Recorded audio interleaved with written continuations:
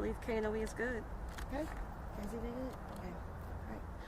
Well, good morning, everyone. As you know, we were here today for Jacob Brown's arraignment. This was a great first step, but there's obviously many more to go in his indictment. He obviously pled not guilty today, and we're very disappointed in the fact that he was not detained this morning. Obviously, Aaron experienced a lot of emotion just watching. It was held virtually, so we were not able to be present in the courthouse. But obviously, Aaron was filled a lot of emotion in the sense that, Jacob Brown was not detained on this morning. So we're very disappointed in that. But obviously, we're happy for this first step.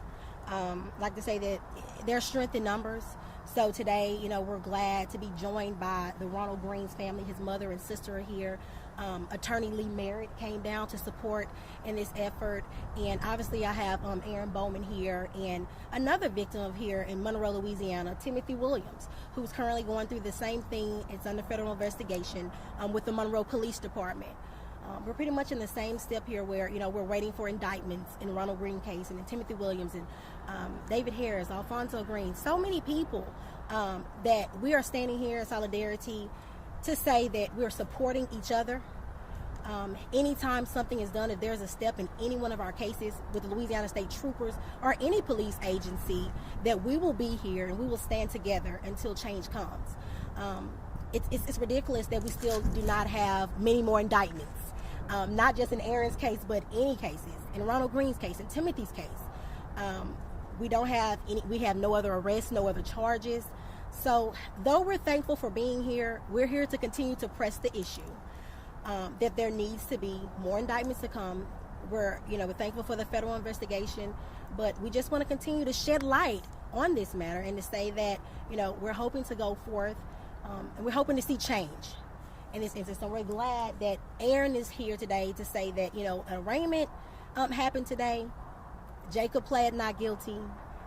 He's still out, he's released, and per his attorneys, he has a job and he's working and doing all of these things. But the victims' lives and their family lives, are still, we're still heartbroken. And it's hard to continue to fight this fight, but we will do it. We will do it zealously, and we will fight with each other. So today we're thankful for that support. We're thankful for this step, but again, there are many more to come. I didn't know if Ronald Green's family wanted to say something briefly, or Aaron, just to thank the public. Okay. All right, we have Mr. Mayor here. And if you all feel like saying it. We're here to stand in solidarity with Brother Bowman, his attorney, Mr. Banks here. We are exhausted in a lot of ways. And the reason we continue to show up is because we have certain expectations as American citizens. When one of our brothers is beaten 18 times with an object meant to break equipment, and it has his body bruised and beaten the way that it was, we expect it to be taken seriously. It's often civil rights attorneys and our families get accused of race baiting, but this has nothing to do with race. This is an American citizen who was violently assaulted on camera by a force that has been repeatedly exposed by journalists, by organizers, by families to be abusive. The defendant today is known as one of the most notoriously brutal officers in the force, with over 23 incidences of use of force. And they let him back out on the streets because he had a job. If nothing demonstrates the continual culture in Louisiana that says African Americans are second-class citizens, this outcome does. It is extremely disappointing that even when we start to move in the direction of justice, we have these constant reminders from the legal apparatus that we are still considered second-class citizens. We find it unacceptable, and we will continue to fight. And we want to remind you all, and I'm speaking to the elected officials, to the state, that there are consequences for continuing to abuse our community. Our community won't take it lying down, but we are organizing. God is watching. The community is watching. And there will be consequences. we will not be deterred.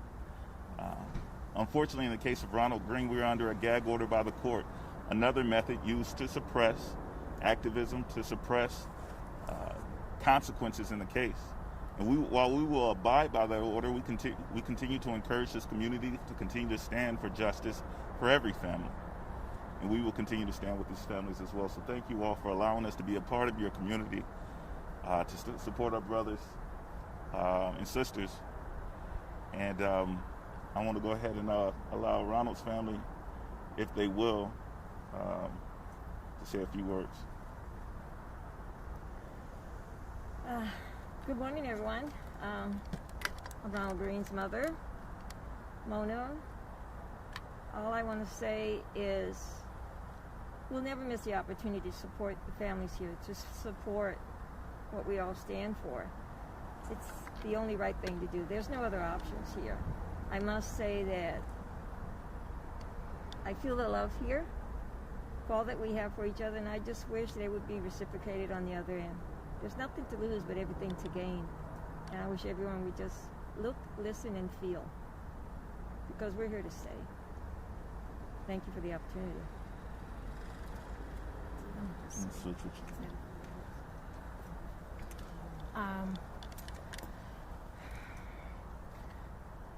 I just want to say to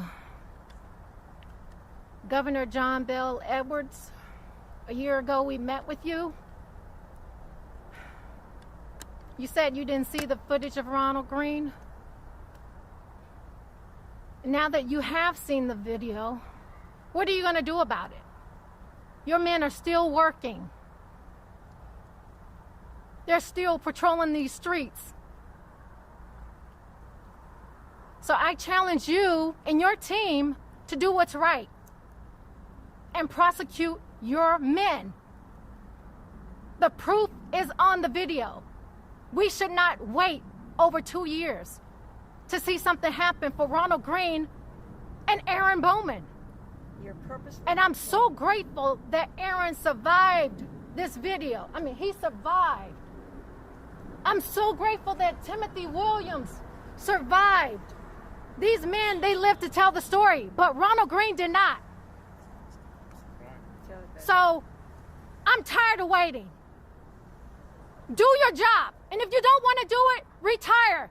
Like Colonel Reeves did. Like Colonel Kevin Reeves,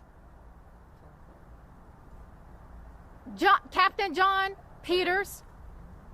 These guys are walking away from the murder, from these beatings, instead of facing up to what they did.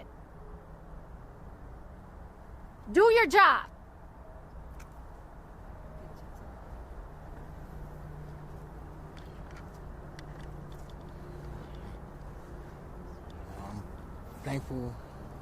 Thankful for the public for being involved and being concerned.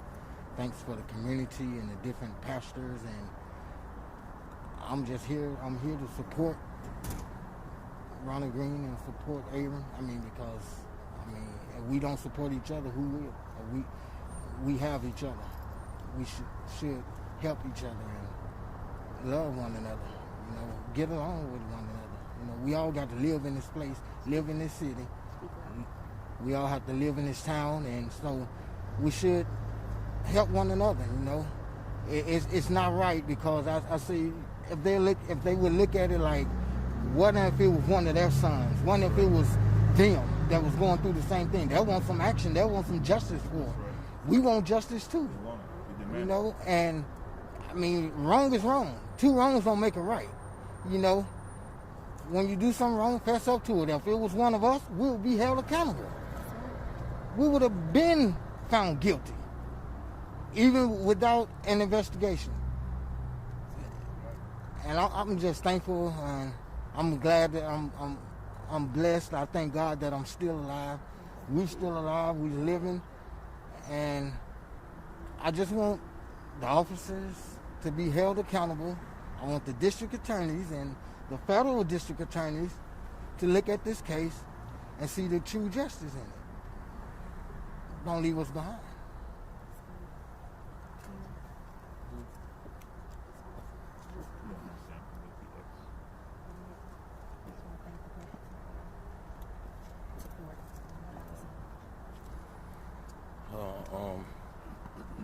I'm Aaron Bowman. I just want to thank the public for allowing me to speak. Praying that we all get justice.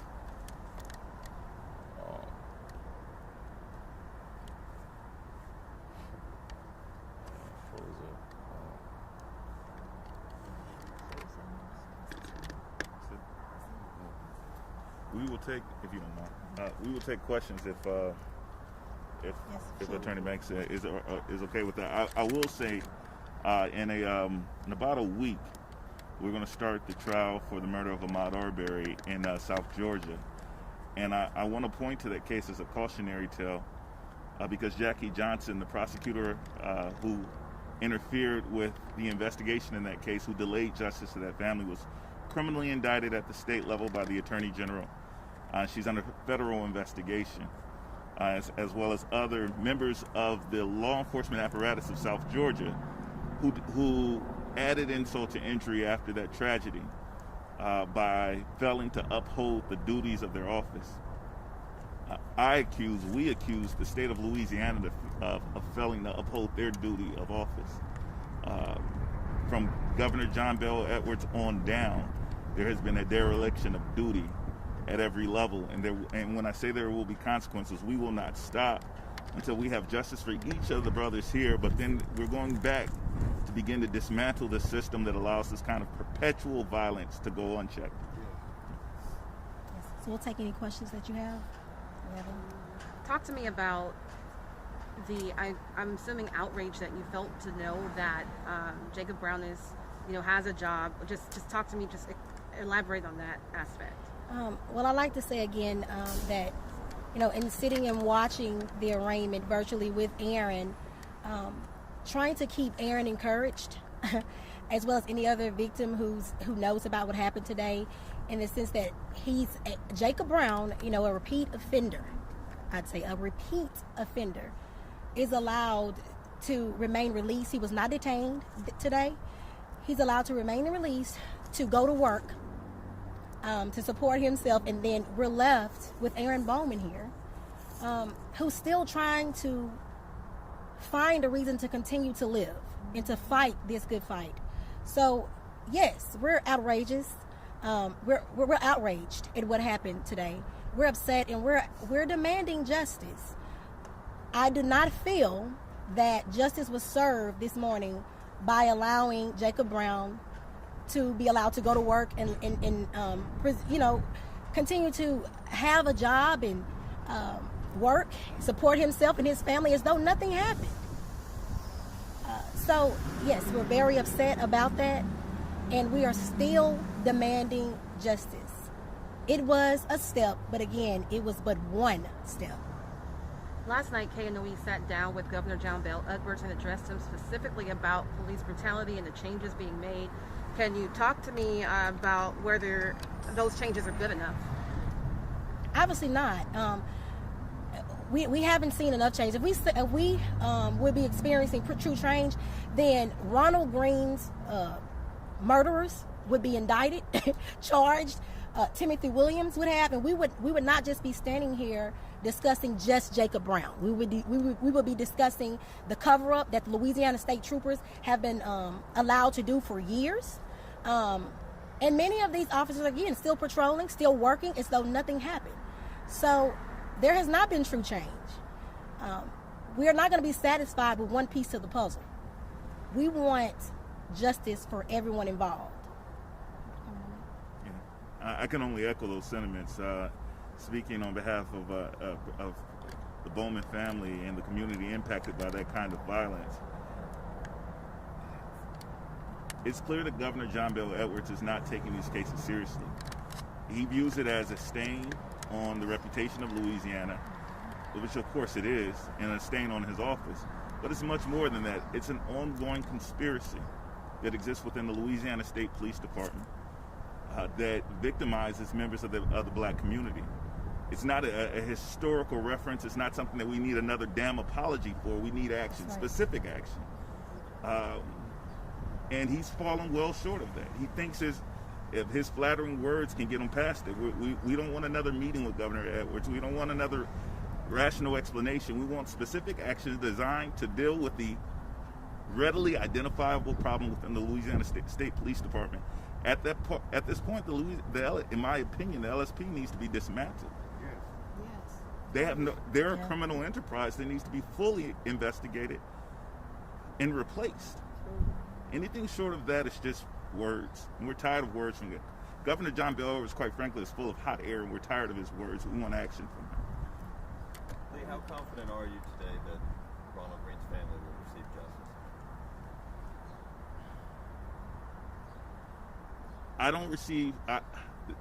What happened today in the case of Mr. Bowman is an indication of how seriously the state of Louisiana and the legal apparatus takes these cases.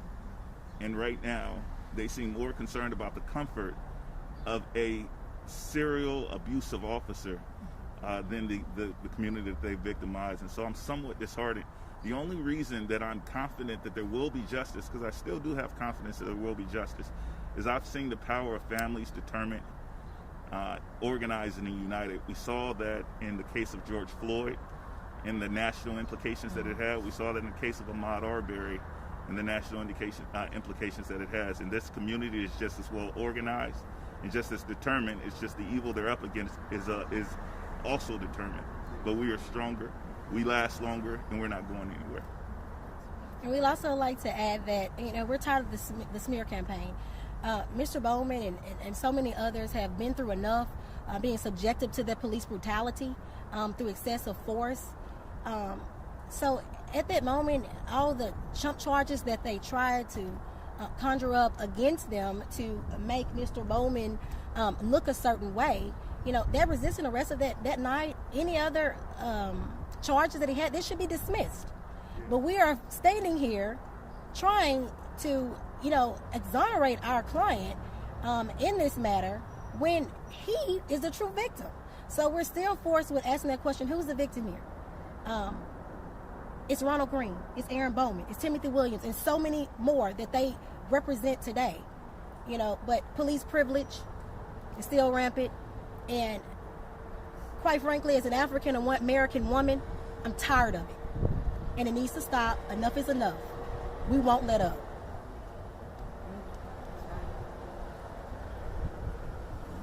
What's the next step? Well, the next step, we learned today that there will be a conference coming up on November 15th, a status conference in the Bowman matter. We don't know. We're just going to continue to press for more indictments. We've been told that they are still investigating. So we're having hope and faith in the criminal justice system that they are actively doing that to apprehend all of the officers involved, even those who stood by, watched, and failed to report.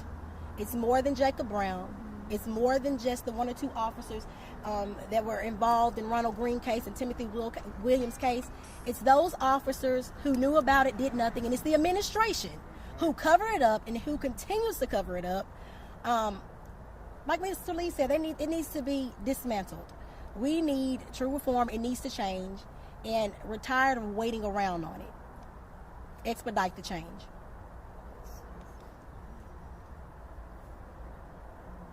Anything else? I have a question for Mr. Bowman, if you don't mind.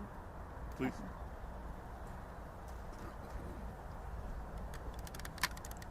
Today is a very emotional day for you. I know that you're recalling not only what happened to you, but can you just talk to me about, what is going on through your mind as you clutch the hands of Ronald Green's sister, as Ronald Green's mother holds you, and as you stand beside Mr. Timothy Williams, who, just like you, survived what appeared on video to be a brutal beating. Can you just talk to me about what's going on through your mind? Yes, I still deal with it every day, even just talking about it, it goes backtrack through my mind again about what happened, just standing here talking about what they did with Jacob Brown today in court, suspended it, continue to let him out on the streets. It bothers me a lot, it hurts. I just pray I get justice, and they do too. Ronald Green, pray that everybody get justice because this is not right, You know, I didn't deserve what they did to me. I don't think nobody deserved what they done to me. You know, I just pray that we all get justice. Man, it's a hurting feeling, you know, to see them allow him to stay out and work. It bothers me. That's all I can say. Thank you. Thank you.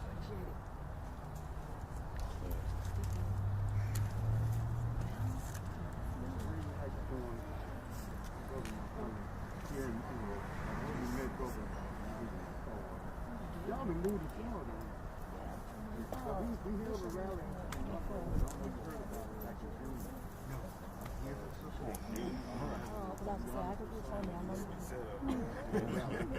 I'm sure. Thank you for being here. I'm Jackson now. Nice to meet you. When did it happen? April 20th of last year.